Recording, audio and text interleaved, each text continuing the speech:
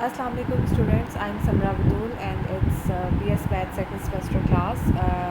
Subject name is Linear Algebra and its application, and we are doing determinants.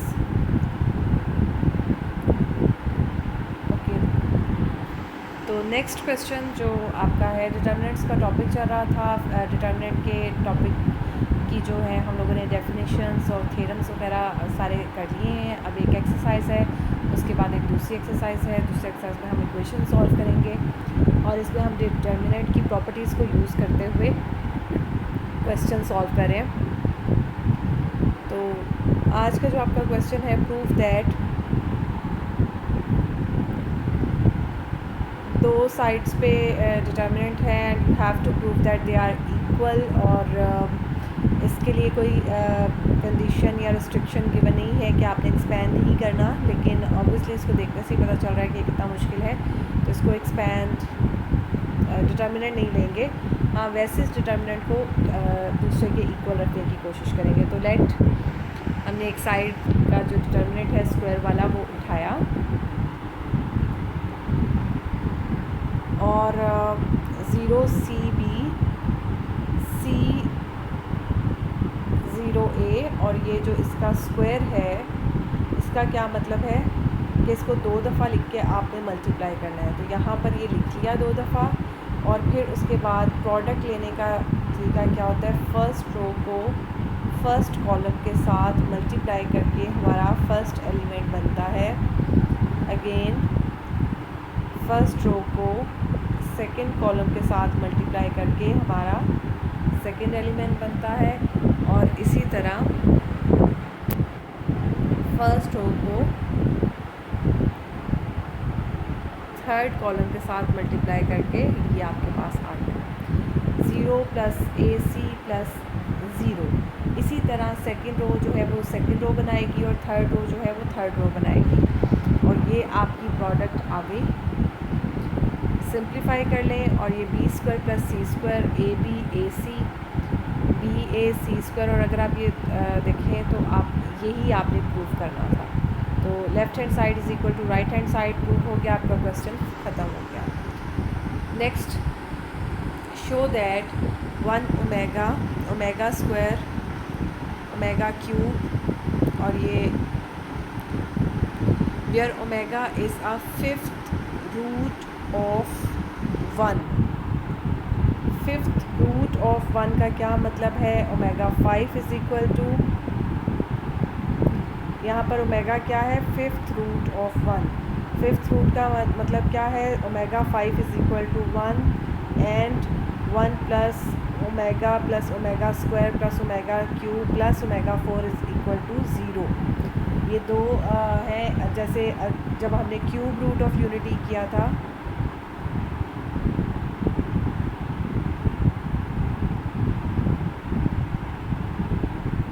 तो उसमें क्या था, ओमेगा³ is equal to 1, और अब यहाँ पर क्या है 5th रूट ऑफ 1, तो इसका मतलब ओमेगा5 इज़ इक्वल टू 1। और उसमें एक और रिज़ल्ट, एक तो ये रिज़ल्ट था और दूसरा कौन सा रिज़ल्ट था, 1 + ओमेगा + ओमेगा² इज़ इक्वल टू 0, और यहाँ पर 4 तक आप लेंगे और वो इज़ इक्वल टू 0 होगा। नाउ ये तो रिज़ल्ट्स हैं जो हमने यूज़ करने हैं। आप कंसिडर करेंगे एक साइड को और उसको इक्वेट करेंगे किसके, 125 के इक्वल आपने रखना है। लेफ़्ट हैंड साइड ली, स्क्वायर का मतलब है दोनों का आपने प्रोडक्ट ले ली, 2 दफ़ा लिखा। उसके बाद थोड़ा लेंथी क्वेश्चन है लेकिन आसान है, सिंपल प्रोडक्ट आपने लेनी है, यानी आपने इसको इससे मल्टीप्लाई किया तो आपके पास पहला क्या आया, 1 + ओमेगा + ओमेगा² + ओमेगा3, और ये किसके इक्वल होगा, 1 + ओमेगा + ओमेगा² + ओमेगा3 + ओमेगा4 किसके इक्वल था, 0 के इक्वल था। तो ये अब टर्म किसके इक्वल आ जाएगी, -ओमेगा4 के, क्योंकि हम ओमेगा4 को उस साइड पे ले जाएंगे। ठीक है, इसी तरह जब आप इसको इससे मल्टीप्लाई करेंगे तो आपके पास आएगा omega plus omega 3 plus omega 5 plus omega 7। अब ओमेगा 7 किसके इक्वल होगा? ओमेगा 7 होगा ओमेगा 2 के इक्वल, 7 माइनस 2, ठीक है, सॉरी 7 माइनस 5 ओमेगा की जो हाईएस्ट पावर होती है हम उसे 5 से डिवाइड करके रिमाइंडर जो है उसका वो आंसर में लिखते हैं पावर को। तो इस तरह हायर पावर्स को आपने चेंज भी करना है स्मॉलर पावर्स में और फिर देखना है कि किसके। अब यहाँ पर देखें ओमेगा है, ओमेगा स्क्वायर है, ओमेगा 3 है, ओमेगा 5 किसके इक्वल होगा? Omega 5 is equal to 1। तो यहाँ पर भी ये वाला भी जो है माइनस ओमेगा 4 के ही इक्वल आएगा, राइट। ये आप आगे सॉल्व भी किया हुआ है, आप इसमें देख लीजिएगा। बस ध्यान से आपने पावर्स लेनी है, पावर सिंपल तरीके से मल्टीप्लाई करना है और उसके बाद ये आपके पास एक 4/4 का जो मैट्रिक्स है वो आ जाएगा। अब इसको पहले थोड़ा सा सिंप्लीफाई किया हुआ है, जो हायर पावर्स हैं उनको स्मॉलर पावर्स में कन्वर्ट किया। जैसा कि ये ओमेगा 7 था, इसकी जगह ओमेगा स्क्वायर लिखा हुआ है और ओमेगा 5 की जगह 1 लिखा हुआ है, राइट। इसी तरह यहाँ पर क्या है, ओमेगा इस वाले में देख लेते हैं। ओमेगा स्क्वायर, ओमेगा 6, ओमेगा 5 और 4। ओमेगा स्क्वायर की जगह आ जाएगा ओमेगा स्क्वायर ही, ओमेगा 5 की जगह 1, ओमेगा 6 की जगह ओमेगा और ओमेगा 4 एज इट इज़। तो ये आपका किसके इक्वल आएगा? माइनस ओमेगा 3 के, जो हिस्सा इसमें नहीं है उसके इक्वल आ जाएगा ये। तो राइट, ये अब आपने स्मॉलर पावर्स कर ली। उसके बाद आप इसे थोड़ा और सिंप्लीफाई, मैंने आपको बताया कि माइनस ओमेगा 4 के इक्वल है, तो ये माइनस ओमेगा 4 आ गया। और आप देखें फर्स्ट रो में सारे जो एलिमेंट्स हैं वो माइनस ओमेगा 4 और माइनस ओमेगा 4 ही है। इसी तरह सेकंड में ओमेगा 3 है, थर्ड रो में ये है, फोर्थ रो में ये है। अब हम क्या करेंगे, इन ओमेगास को कॉमन ले लेंगे। अब फर्स्ट रो में से हमने क्या कॉमन लिया? ओमेगा 4 और -1। -1 जो है हर रो में से लिया तो -1 की पावर 4 आ गई। फर्स्ट रो में से ओमेगा 4 लिया, सेकंड रो में से ओमेगा 3 लिया और थर्ड रो में से ओमेगा 2 और फोर्थ रो में से ओमेगा। अब इसकी पावर्स क्या होगी, क्योंकि मल्टीप्लाई हो तो पावर्स ऐड हो जाएंगी। -1 की पावर होती है 4 प्लस के ही इक्वल आ जाएगी और ये 4 + 3 7 + 2 9 + 1 10। तो ये आ जाएगा आपके पास omega 10 which is equal to 1। क्योंकि ओमेगा 5 आएगा ना, तो ओमेगा के पास 0 विच इज़ इक्वल टू 1। मैंने आपसे कहा जो हायर पावर है ना, आपने उसको 10 है जैसे, तो आपने इसको 5 से डिवाइड करना है। 10 को आपने 5 से डिवाइड करना है और जो रिमाइंडर आएगा वो ही आपका आंसर होगा ओमेगा की पावर में।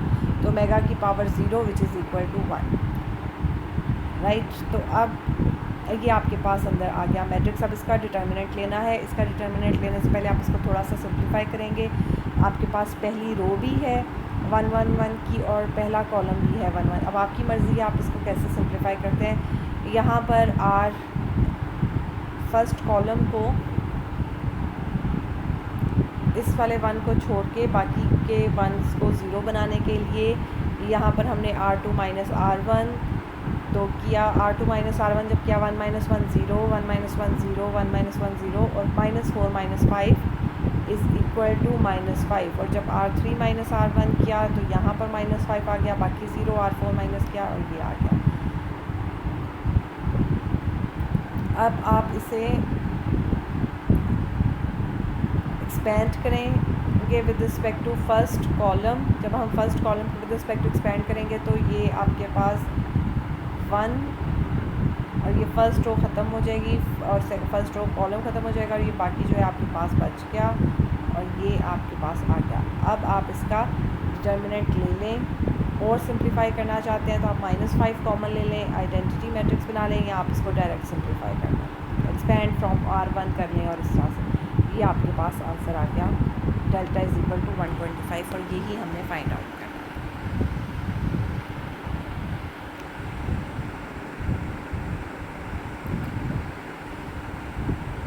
जी नेक्स्ट क्वेश्चन है, prove that the determinant is a multiple of the determinant.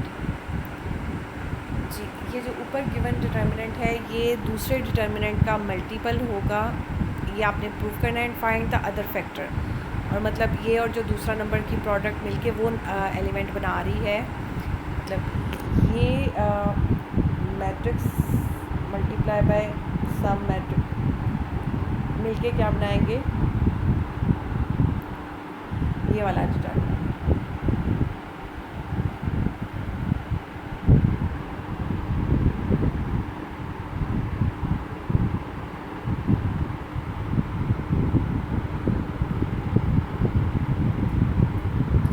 Now consider 2b1 plus c1 plus 3a1, यानी ये जो ऊपर गिवन था डिटर्मिनेंट उसको आपने ऐसे लिख लिया। अब आपने इसमें क्या करना है, ज़ीरो कोफिशेंट के साथ जो यहाँ पर, यहाँ जैसे यहाँ पर a मिसिंग है तो यहाँ आपने 0a1 डाल देना है, राइट। इसी तरह यहाँ पर b मिसिंग है तो आपने यहाँ पे 0b1 डाल देना है, यहाँ पर c मिसिंग है तो आपने यहाँ पे 0c1 डाल देना है, और इस तरह ये सारा कंप्लीट करना है। अब आप ये देखें 0a1 plus 2b1 plus c1, हर जगह पे a1 b1 c1, यहाँ पर a2 b2 c2 सेम है और उनके कोफिशेंट्स हैं। तो आप इसको, ये आप देखें ये क्या है, प्रोडक्ट है इसकी।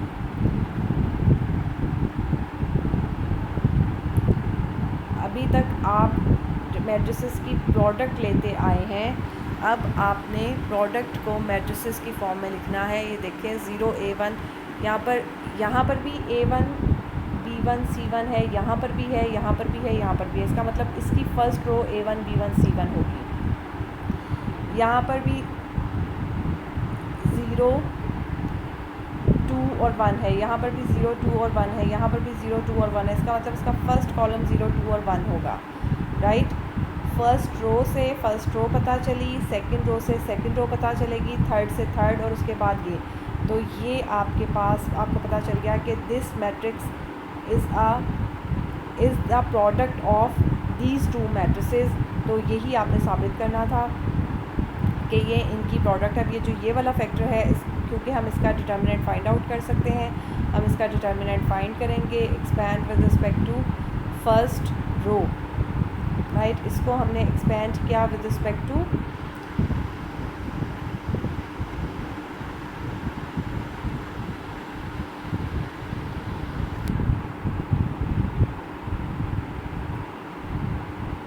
Bye R1। तो जब R1 से आपने इसको एक्सपेंड किया तो आपके पास ये एक्सपेंशन आ गई।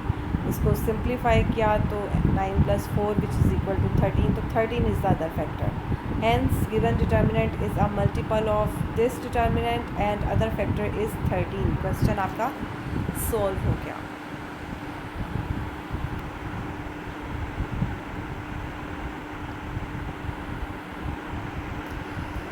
जी नेक्स्ट क्वेश्चन क्या है, कुछ नंबर्स आपको गिवन है 35,281, 44,759, 58,916, 80,000, यानी ये कुछ नंबर्स हैं, 1 2 3 4 5 नंबर्स आपको गिवन है।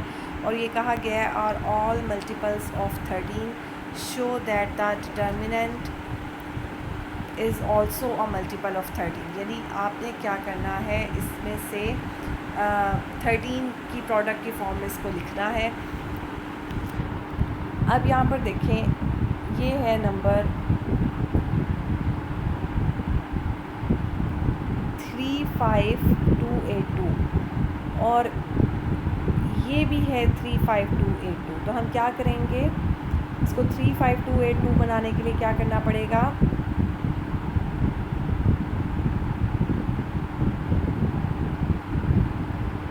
R1 प्लस, यहाँ पर मैं नीचे कर देती हूँ, देखें ये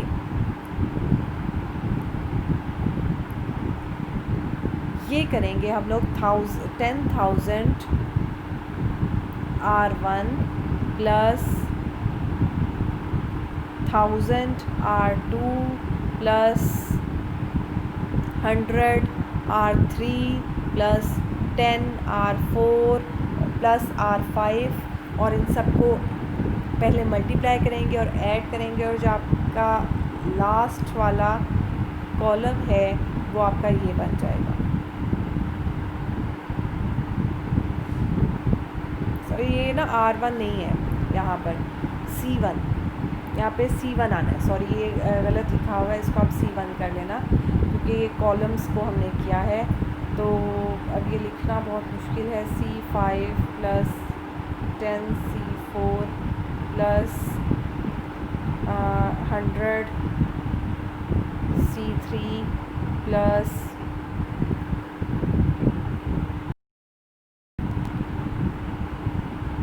10 C2 plus 1000 C2 plus 10,000 C4।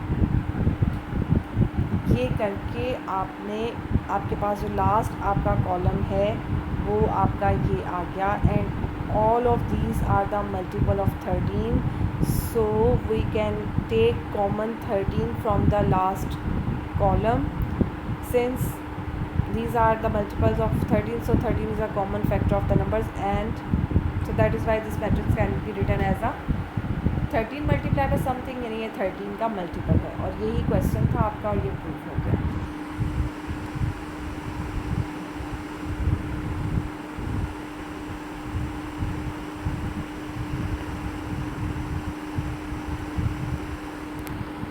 Hence delta is equal to 13 into 13 को कॉमन लेकर लिख दिया और बाकी फैक्टर्स को लिख दिया, taking 13 common factor from C5, so given determinant is a multiple of 13। Next question है आपका, prove that a minus x का स्क्वायर a माइनस वाई का स्क्वायर a माइनस जी का स्क्वायर, सेकेंड रो है b minus x square b minus y square b minus z square, third row में c है c minus x square c minus y square c minus z square. और इसको prove आपने इस factor के करना है, एक प्रोडक्ट है a minus b b minus c c minus a x minus y और z माइनस एक्स। तो इसके लिए कंसिडर करेंगे हम लोग डिटर्मिनेंट को सॉल्व करने के लिए हम इन ब्रैकेट्स को ओपन करेंगे, एक्सपैंड करेंगे। a माइनस एक्स स्क्वायर किसके इक्वल होता है a square minus 2ax plus x का स्क्वायर, और इसी तरह ये बाकी टर्म्स को भी एक्सपैंड करके लिख दिया। अब आप ये देखें, यहाँ फर्स्ट रो में a है और साथ एक्स वाई जी है, सेकंड में b के साथ एक्स वाई जी है, और थर्ड में c के साथ एक्स वाई जी है। तो इसका मतलब ये प्रोडक्ट है a square minus 2a plus 1। अब फर्स्ट रो आपकी क्या बनी, a square minus 2a plus 1। देखिए फर्स्ट रो में क्या है, a square minus 2a plus 1, a square minus 2a plus 1, a square minus 2a plus 1, right. तो इसका मतलब ये जो प्रोडक्ट होगी उसकी first row a square minus 2a और 1 होगी, ठीक है। और यहाँ पर b square minus 2b plus 1, c square minus 2a plus 1, right. और दूसरी साइड पे क्या आ जाएगा, अभी देखें पहला कॉलम 1x और एक्स स्क्वायर। अब ये आपने देखना है कि x के साथ माइनस लगाना है या 2a के साथ माइनस लगाना है, दोनों सूरतों में आपका सही हो जाएगा, ठीक है। लेकिन इसके साथ माइनस रहने दें, x को अकेला रहने दें। 1x x square, 1y y square, 1z z square,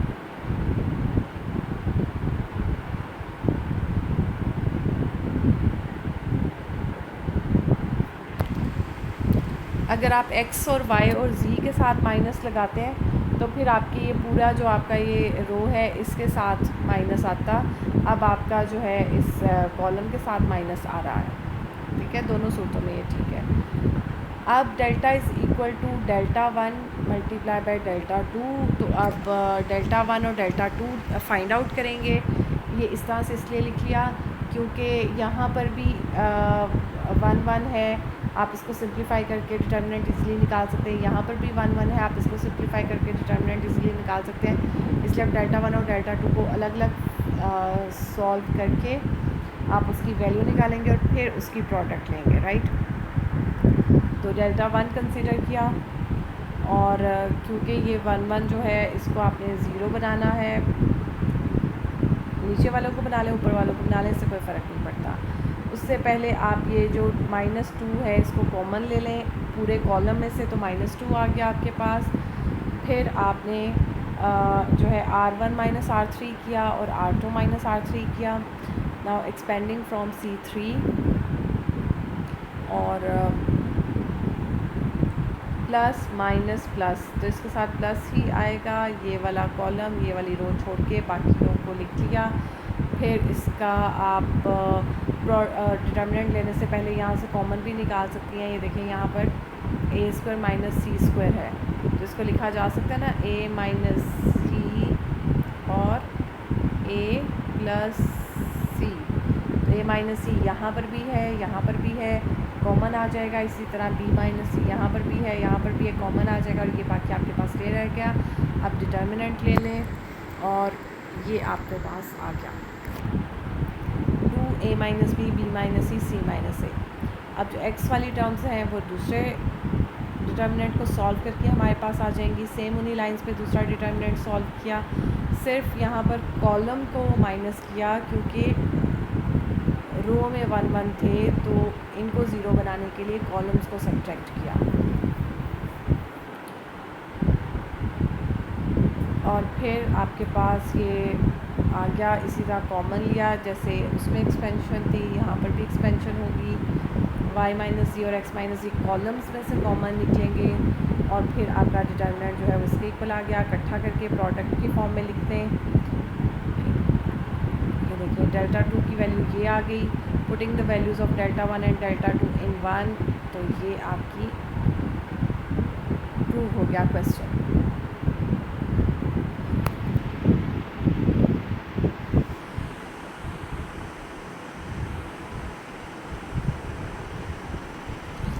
अब आ जाते हैं नेक्स्ट क्वेश्चन की तरफ। शो दैट, अब इसमें लेफ़्ट और राइट नहीं है, इसमें एक डिटर्मिनेंट है, it is equal to the product of 2 determinants and the answer is equal to a3 + b3 + c3 - 3abc। तो इसको प्रूव करने के लिए हम दरमियान वाला उठा लेंगे और उसको दोनों के इक्वल प्रूव कर देंगे। अब abc और ये आपने ले लिए taking transpose of the second determinant, उससे डिटर्मिनेंट के आंसर पे कोई फ़र्क नहीं पड़ेगा क्योंकि मैंने आपको बताया था कि a का जो डिटर्मिनेंट है वो इक्वल होता है a ट्रांसपोज के डिटर्मिनेंट के, ये दोनों सेम होते हैं। इसके अलावा एक और रिज़ल्ट था a b का जो डिटर्मिनेंट है it is equal to a determinant और b डिटर्मिनेंट। ये रिज़ल्ट डिटर्मिनेंट में ये प्रॉपर्टीज़ होल्ड करती हैं, इसीलिए ये क्वेश्चन जो है इस तरह से हुए हैं। और उसके अलावा एक और चीज़ थी, a इनवर्स का जो डिटर्मिनेंट है it is equal to 1/a's determinant, right.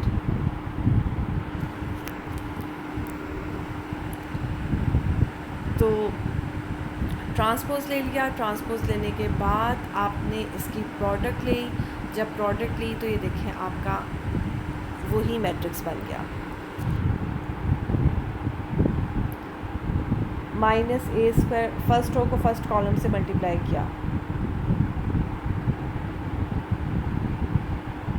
First row को फर्स्ट कॉलम से जो मल्टीप्लाई किया तो -a² + bc c plus b c आ गया, which can be written as 2bc minus a square.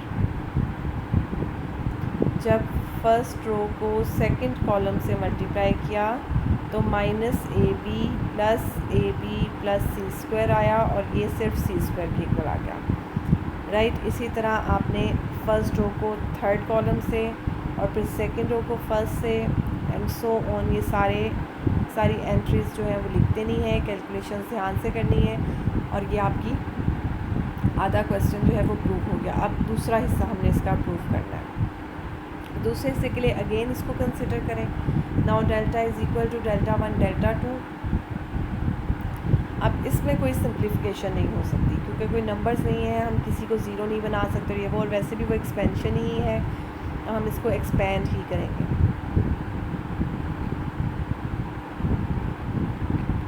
Expanding from R1 a into b c minus a square minus b into b square minus a c plus c into a b minus c square. इसको थोड़ा सा simple करके लिखें और ये आपके पास आ गया minus A3 minus B3 minus C3 और प्लस 3ABC।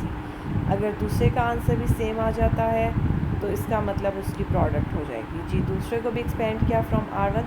अच्छा, आपने ये कंफ्यूज नहीं होना कि R1 से ही एक्सपेंड करना है, आप R2 R3 किसी से भी एक्सपेंड करेंगे आपका आंसर यही आएगा, राइट। तो डेल्टा 2 इज़ इक्वल टू आपके पास आ गया minus A3 plus B3 plus C3 minus 3ABC। इन दोनों की जब प्रोडक्ट ली तो माइनस साइन भी ख़त्म हो गया और स्क्वायर भी आपके पास आ गया। तो हेंस ये जो इक्वालिटी थी ये प्रूव हो गई।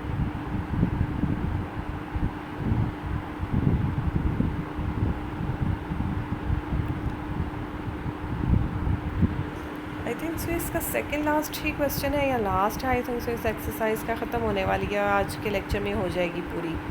क्वेश्चन है find by the adjoint method the inverse of each of the following matrices। adjoint method कौन सा मेथड था? ये A inverse is equal to adjoint of A over A determinant, इसको adjoint मेथड कहते हैं। और ये मैंने आपको थ्योरम भी करवाया था और उसके बाद मैंने आपको कहा था थ्योरम एज अ थ्योरम भी आ सकता है, एज अ क्वेश्चन भी आ सकता है, आपको इसको प्रूव करना आना चाहिए, राइट। और आपको बताया था कि अगर एडजॉइंट मेथड से इन्वर्स निकालने को कह रहा है तो आपने इसी तरह से फाइंड आउट करना है। अगर आपको वो रो ऑपरेशंस की हेल्प से कह रहा है तो आपको उस तरह से इन्वर्स फाइंड आउट कर लेना है, ठीक है। We know that A inverse is equal to adjoint of A over A determinant. सबसे पहले तो A का डिटर्मिनेंट निकालें। क्यों A का डिटर्मिनेंट निकालना इसलिए ज़रूरी है क्योंकि अगर A का डिटर्मिनेंट ज़ीरो आ जाता है तो आप इन्वर्स नहीं निकाल सकते, आपकी वर्किंग में ही स्टॉप हो जाएगी। अगर इन्वर्स डिटर्मिनेंट जो है वो ज़ीरो नहीं आता, नॉन ज़ीरो आता है, तो फिर आपने आगे जो है कोफैक्टर्स फाइंड आउट करने हैं। इन्वर्स निकालने के लिए आसानी है, इतनी लंबी वैल्यूज़ नहीं, आप माइनस ना ही करें। ऐसे तो 1 1 प्रेजेंट है लेकिन कोई ज़रूरत नहीं है आपको करने की। अगर एक रो ऑपरेशन करना चाहते हैं कर लें, 2 हो जाएंगे और फिर आपका डिटर्मिनेंट और इजीली फाइंड आउट हो जाएगा, ठीक है। तो बहरहाल ये एक्सपेंड किया फ्रॉम R1, आपके पास आंसर आ गया 4 which is not equal to 0, so A inverse exists. अगर A इनवर्स एग्जिस्ट, अच्छा अब यहाँ पर इस तरह से ही किया होगा, ये आपका बजाय इसके कि अलग अलग कोफैक्टर्स लें, ये A11 है, ये A12 है, ये A13 है, ठीक है। बजाय इसके कि इस तरह अलग अलग फाइंड आउट करने के एक बड़ा सा मैट्रिक्स बनाया और उसके अंदर ही ये लिख दिए, और इसमें वो जो -1 की पावर क्यों नहीं आई, क्योंकि ये देखें पहले के साथ प्लस है, दूसरे के साथ माइनस है, तीसरे के साथ प्लस है, ये वही -1 को सॉल्व करके लिखा है। तो आप ये इस तरह करना चाहें तो बिल्कुल ठीक है ये तरीका, आप अलग अलग फाइंड आउट करना चाहते हैं, जैसे आपको आसानी है आप उस तरह से वो फैक्टर्स फाइंड करके एडजॉइंट जो है वो फाइंड आउट कर सकते हैं। तो अब इसका ट्रांसपोज भी लेंगे, उसके बाद पहले इसको डिटर्मिनेंट्स को सॉल्व कर लें जो अंदर हैं, ये सॉल्व हो गए। ये आंसर्स आ गए 3 -1 -1 -1 3 -1, और फिर इसका ट्रांसपोज लेंगे तो ये आपके पास फाइनली एडजॉइंट ऑफ ए आ गया। और ए इन्वर्स क्या है 1/4 इसके इक्वल। इसको ऐसे नहीं छोड़ना, अंदर इसको मल्टीप्लाई करके 1/4 को हर नंबर के साथ मल्टीप्लाई करके ए इन्वर्स निकालना है, राइट। तो टाइम आपका ये 2-3 मिनट है। और ये इसी तरह से इसी के का सेकंड पार्ट है, इन्वर्स फाइंड आउट करना है। पिछले में नंबर्स थे, नंबर्स को डील करना आसान होता है, इसमें अल्फ़ाबेट्स हैं, लेकिन अल्फ़ाबेट्स को डील करना तो थोड़ा मुश्किल होता है, पर मेथड जो है आपका सेम ही है। आपने बगैर उसको जस्ट उस मेथड को फॉलो करते जाना है, राइट। ये आप देख लें, ये क्वेश्चन आपने खुद सॉल्व करना है। सबसे पहले इसका डिटर्मिनेंट फाइंड किया, एक्सपेंड किया फ्रॉम R1, फिर कोफैक्टर्स यानी एडजॉइंट वाला मैट्रिक्स लिखा, कोफैक्टर्स को भी एक्सपेंड कर लिया, और फिर सिंप्लीफाई करके उसका ट्रांसपोज ले लिया, और अब डिटर्मिनेंट्स इसको डिवाइड कर दिया। क्योंकि ये अंदर लिखना मुश्किल है इसलिए आप इसको ऐसे ही छोड़ दें। Third part again you have to find the inverse by adjoint method, और एक नंबर्स हैं 3x3 ऑर्डर का मैट्रिक्स है। तो अच्छा, बॉनवर्ड जितना भी बड़ा आपके पास 4x4 का हो, 5x5 का हो, जितना भी बड़ा हायर ऑर्डर का मैट्रिक्स हो, उसका इन्वर्स निकालने का यही मेथड है, राइट। और एडजॉइंट निकालने का भी यही है। बस ये कि कोफैक्टर्स थोड़े मुश्किल से फाइंड आउट होंगे, लेकिन हो जाएंगे। अच्छा, अब अगर आपको कहा नहीं जाता, हायर ऑर्डर का आ जाता है, यानी 3 से बड़ा आ जाता है, 4 ऑर्डर का अगर आपको मैट्रिक्स आ जाता है, उसका इन्वर्स निकालने को कहा जाता है, और ये मेंशन नहीं है कि कौन सा मेथड यूज़ करें, तो आप कौन सा मेथड यूज़ करेंगे? 4 ऑर्डर का जो स्क्वायर मैट्रिक्स है उसका इन्वर्स निकालना है, तो आप कौन सा मेथड चूज़ करेंगे? कोफैक्टर्स वाला, एडजॉइंट वाला, या वो रो ऑपरेशंस वाला?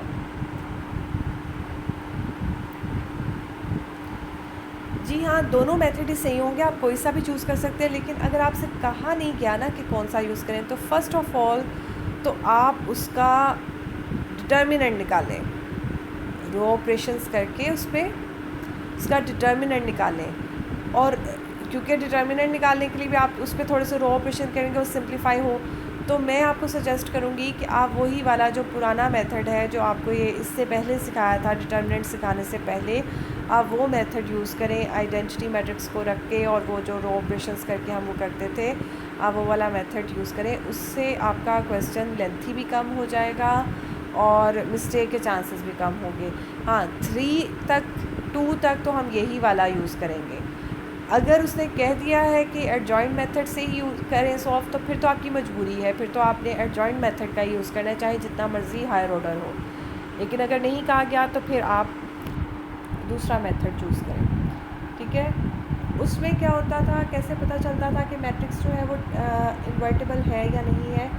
अगर कोई रो या कोई कॉलम ज़ीरो आ जाता था तो इसका मतलब था कि जो मैट्रिक्स है वो इन्वर्टिबल नहीं है, यानी उसका डिटर्मिनेंट ज़ीरो है। अदरवाइज़ अगर कोई रो ज़ीरो, कोई कॉलम ज़ीरो नहीं बनता तो वो इन्वर्स फाइंड आउट हो जाता था, राइट। तो ये क्वेश्चन है आपके पास, ये आप सॉल्व कीजिएगा खुद और अपने आंसर्स टैली कीजिएगा। और बस इस एक्सरसाइज के इतने ही क्वेश्चन थे। एक्सरसाइज आपकी ख़त्म हो गई और आज के लेक्चर का टाइम भी। ओके जी, थैंक यू सो मच। अपना ख्याल रखिएगा और पढ़ते रहिएगा प्लीज़। अब अगर वैसे तो होपफुली आपने पढ़ना शुरू कर दिया होगा, लेकिन अगर नहीं किया तो इट्स नेवर टू लेट। आप अब से तैयारी करनी शुरू कर दें। लीनियर अलजेब्रा का सिलेबस इतना ज़्यादा नहीं है और आप मुझसे सिलेबस के अकॉर्डिंग कोई भी क्वेश्चन पूछ सकते हैं।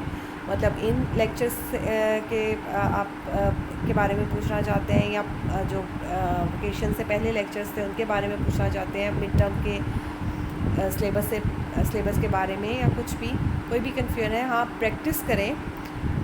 मुझे पता होना चाहिए, आप पता चले कि हाँ जी आपने क्वेश्चन सॉल्व किया। आपकी कोई क्यूरीज़ हैं आप मुझसे डिस्कस कर सकते हैं। व्हाट्सएप का नंबर मेरा आपके पास है और कोशिश करूँगी कि आंसर रिप्लाई भी टाइम पे कर दूँ। ओके जी, अल्लाह हाफ़िज़।